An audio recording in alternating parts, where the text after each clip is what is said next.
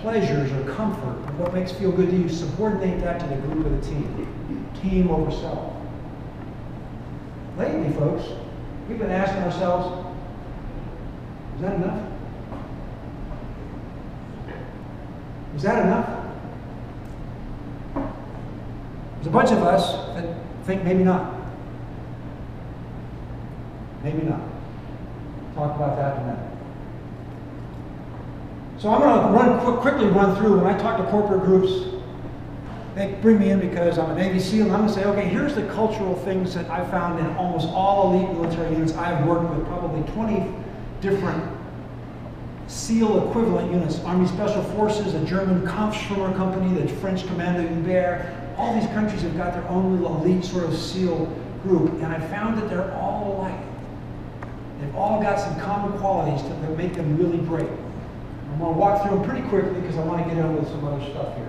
And I think these apply to elite organizations in the corporate world, yes, even baseball, and yes, of course, the Los Angeles Dodgers. Every elite group I've worked with has got a rite of passage. It's hard to get in. People want to be there, but it's hard to get there. There are, as you know, thousands of young men in this country, probably tens of thousands of them, would like to be right where you are now today. Am I right? It's hard. It was hard for you to get to where you are. It's hard to become a Navy SEAL or an Army Special Forces Green Beret or a German Navy Kampfschwimmer, combat swimmer. There's a difficult rite of passage. And those of you who spell well will know that I spelled this wrong. This is R-I-T-E, by the way. I saw that when I was looking at it this morning. Come on, Bob. Got a master's degree. You can't spell rite of passage right? So it's hard. There is a process to get in that screens out. It's not easy. And once you get in, there is a tribal culture. Everybody wants to be part of a great tribe. These great teams that you were part of probably felt like great tribes. And I tell corporate leaders, you want to make your company feel like a great tribe that people fight to get into and nobody wants to leave. And then every one of these organizations got a great sense of history, tradition, and rituals. The Dodgers, my goodness gracious. Go back to the Brooklyn Dodgers. My wife grew up just down the street from Ebbets Field. Jackie Robinson, Sandy Koufax. When I was growing up in the LA Dodgers in the 50s and 60s, Don Drysdale. That's kind of when I quit following baseball. Called one of my friends who was a baseball nut. He gave me some other names. Duke Snider, Kirk Gibson, Steve Garvey, Mike Piazza. You guys ever heard of those guys? I hadn't heard of Mike Piazza because I only watch baseball when I'm sitting in a bar. So I watch golf. But you have the Dodgers have got a rich history.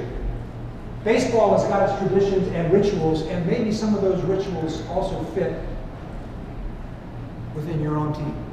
And rituals reinforce that tribal culture. That makes us part of the tribe. When I talk about this rugby team, I'm going to try to get you interested in reading their book. They've got some really weird, interesting rituals that go back to the Maori in New Zealand. Every one of these organizations has a strong sense of accountability. That you don't need the coach to hold people accountable. In the SEAL teams, you don't need to have the chief or the officer. The guys hold themselves accountable. Are you carrying your weight? Are you working hard to be good at your job? Are you being a good teammate? If not, they hold each other accountable. And the reason why is because reputation is everything. If you're in a tribal organization, your power is based almost exclusively on your reputation. Your reputation is being good at your job and being a great teammate. And if your reputation is that you're shitty at those two things, you're going to get pushed out to the side. And I've heard some funny stories about things that guys in the SEAL teams have done to kind of like edge out the guy who wasn't pulling his weight. Make his life hard. He didn't know where it was coming from until he just kind of on his own left the tribe because he knew he didn't fit. Look, we're tough mentally and physically. Every great organization is tough mentally and physically.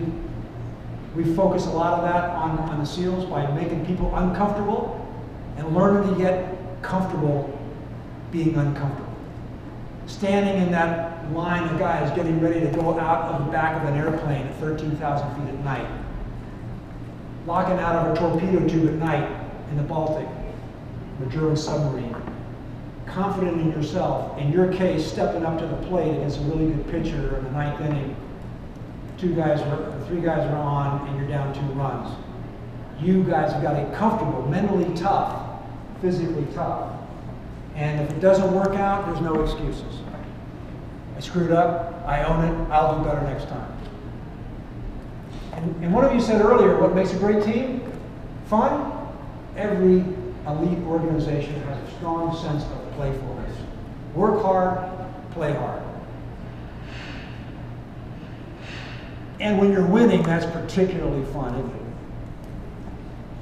Now you see playfulness of losing teams, but it's kind of like a cynical, bitter playfulness. Who wants that? You want to be at that party where they're drinking champagne. Keep pushing the wrong button here. So this is the list that I just gave you. I'm going to leave the slides with Ned.